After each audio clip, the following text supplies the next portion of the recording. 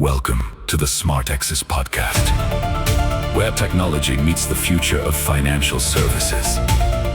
Explore AI, automation, innovation, and the ideas transforming the way we work.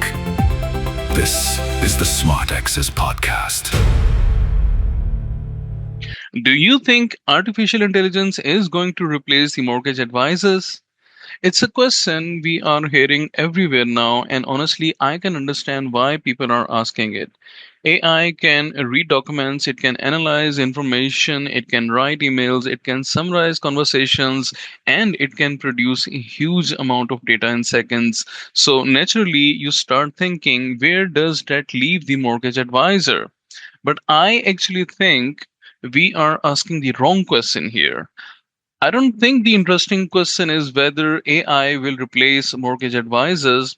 I think the better question is what happened to a mortgage advisor who knows how to use AI really well? And that's what I want to talk about today because there is a lot of hype around AI right now. Every week there is a new tool, a new model, a new feature, and someone is saying artificial intelligence is going to change everything. Someone else is saying it's going to take everyone's job. But I think both sides are exaggerating a little bit. No doubt the artificial intelligence is very powerful, but it's not a magic. There are things it can do very well, and there are things where I still want a human being involved. And mortgage advice is really a good example of that. So think about what an advisor actually does. Let's say I come to you because I want to buy a house. I've got a certain income, I've got some existing debt. Maybe I am a self employed, maybe my income changes from month to month. Maybe my financial situation is a little complicated. So you don't just look at my numbers and say, here is your mortgage. You ask questions. You understand what I'm trying to achieve. You look at the bigger picture. You might know that one lender is more suitable for someone in my situation. You might know that another lender looks good on paper but isn't actually the best option. And sometimes you pick up on something that isn't even obvious from the numbers. So that's the experience, ladies and gentlemen. That's the judgment. And that's where I think humans are still extremely important. But here's where the artificial intelligence gets really interesting.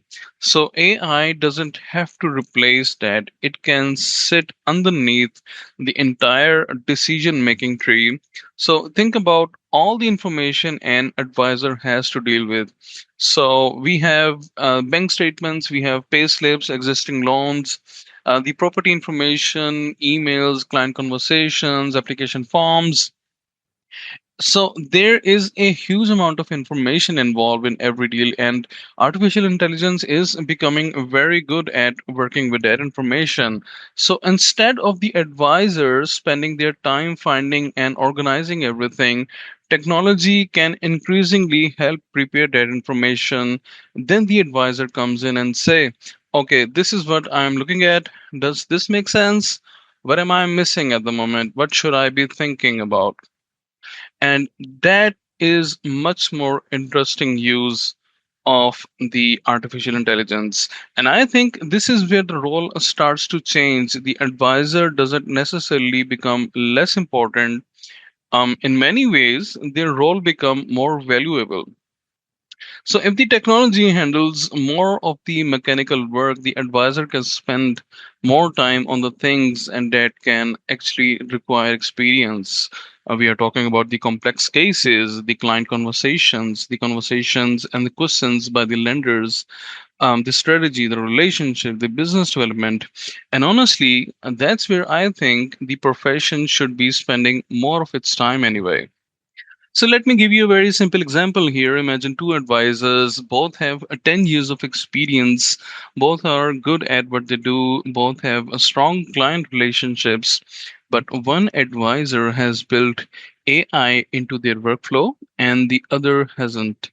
The first advisor get information organized faster. They can identify things that need attention faster, they can respond to clients faster, and potentially they can handle more business without simply adding more hours to their day. Now, that doesn't mean the first advisor suddenly become a better mortgage advisor. They just have more leverage. And I think that's going to become a very important word for the next few years. Because AI isn't only about saving time. Let's say AI saves you 5 hours a week, and that's great. But what are you going to do with those 5 extra hours? That's the real question. Maybe you speak to more potential clients, maybe you build more referral partnerships, or maybe you simply finish work earlier and have a better life. And that's also a win.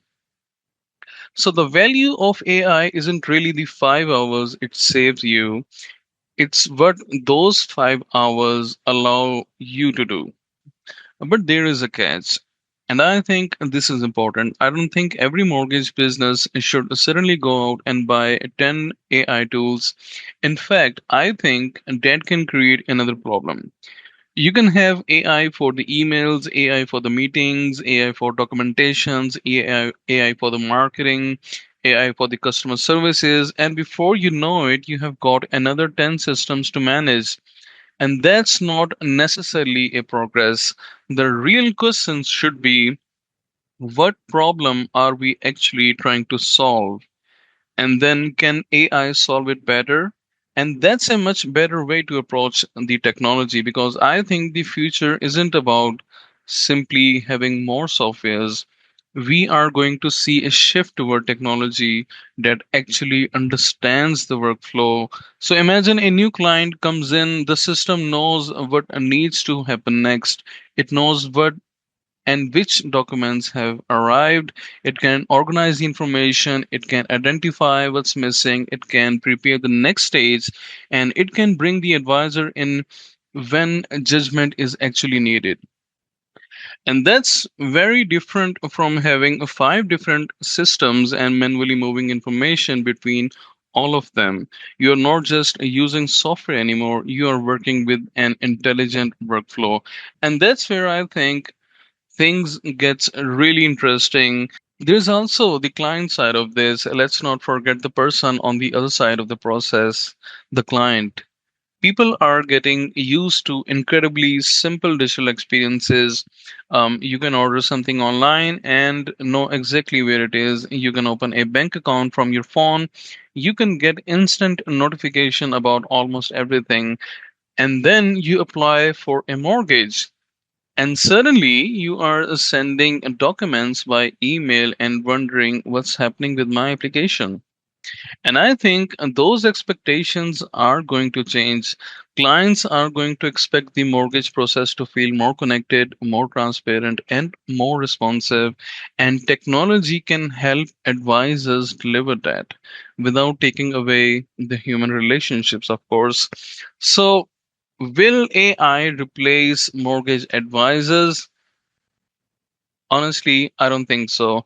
But I do think some of the work advisors do today will definitely disappear. And I actually think that's a good thing. If AI can handle something repetitive, then why should a highly experienced professional spend their time doing it? Let their technology do what it's good at, let the advisors do what they are good at, and let the client get the benefit of the both. And that's the model I believe in. And that's really the thinking behind the smart access.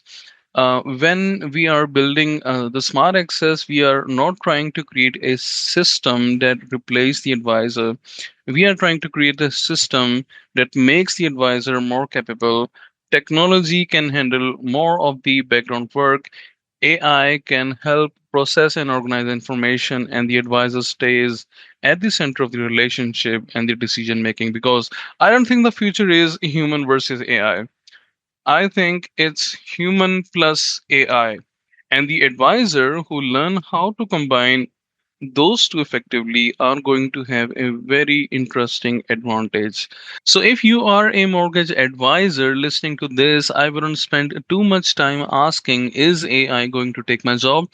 I would rather ask a different question, and that is, what could I achieve if I had AI working along my side every day? I'm Arslan Dawood, the founder of SmartExus, and this is a SmartExus podcast. In the next episode, I want to talk about something that I see quite often in businesses, and that is having more technology doesn't always make you more efficient. Sometimes the problem isn't that you need another tool. Sometimes you need to simplify the tools you already have. Thank you very much for listening, and I'll see you in the next episode. The SmartExus Podcast, where technology meets the future of financial services. Explore AI, automation, innovation, and the ideas transforming the way we work. This is the SmartExus Podcast.